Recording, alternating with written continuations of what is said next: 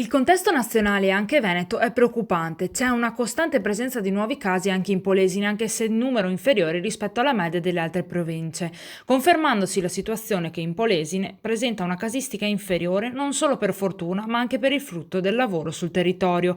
La situazione in Polesine non presenta elementi di allarmismo, così come per quanto riguarda la scuola. Va monitorato attentamente lo sviluppo, ma ora come ora nessun allarmismo. Chiaramente, se vogliamo fare in modo che rimanga così, serve l'attenzione di tutti. Veramente è fondamentale più che mai oggi la responsabilità e il rispetto delle poche regole che sono rimaste. Lo spiega il direttore generale dell'ULSS 5 Polesana, Antonio Compostella, facendo il punto della situazione sul coronavirus in Polesine. Vanno riprese le regole con la massima attenzione. Quello che stiamo vedendo in Polesine, ma che riflette anche la casistica nazionale e regionale, sono microfocolai familiari e attenzione sulla scuola. Microfocolai familiari dove il contagio è chiaramente legato al contatto tra le persone, quindi quando parte un componente della famiglia è abbastanza inevitabile che vengano contagiati anche altri componenti. Se le persone non rispettano le regole, si propagano anche fuori dalla famiglia. Come ho già detto in altre situazioni, continua Compostella, abbiamo la fortuna che le attività produttive in Polesine sono pulite. Abbiamo solo qualche caso isolato. I casi di positività in ambito scolastico sono stati pochi per fortuna, una bimba dell'asilo, un bimbo delle elementari e 5 ragazzi delle superiori.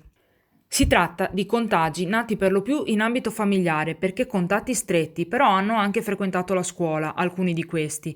Questo ha portato all'isolamento delle classi. L'elemento rassicurante è il fatto che su più di 170 tamponi eseguiti a seguito di queste positività, solo uno è risultato positivo. Vuol dire che al di là delle positività emerse in ambito domestico, comunque il contagio non si è propagato a scuola.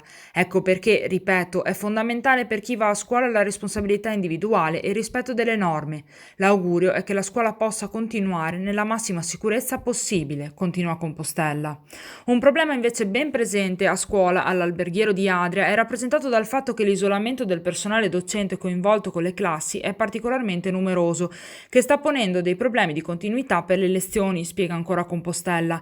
Ecco perché è importante la tempestività del nostro intervento. Adesso cominciamo a fare i tamponi in classe. Stiamo parlando di minori per cui l'esecuzione del tampone arriva solo dopo l'ok dei genitori. Se il test rapido è positivo, si fa anche il tampone molecolare, intanto però si fa partire subito l'isolamento. Sicuramente è indubbio vantaggio funzionale anche per la scuola perché se il tampone rapido è negativo, prosegue la didattica. La tappa successiva è quella di poter eseguire il test rapido anche ai compagni di classe, sempre in loco, immediatamente. Serve però il consenso dei genitori.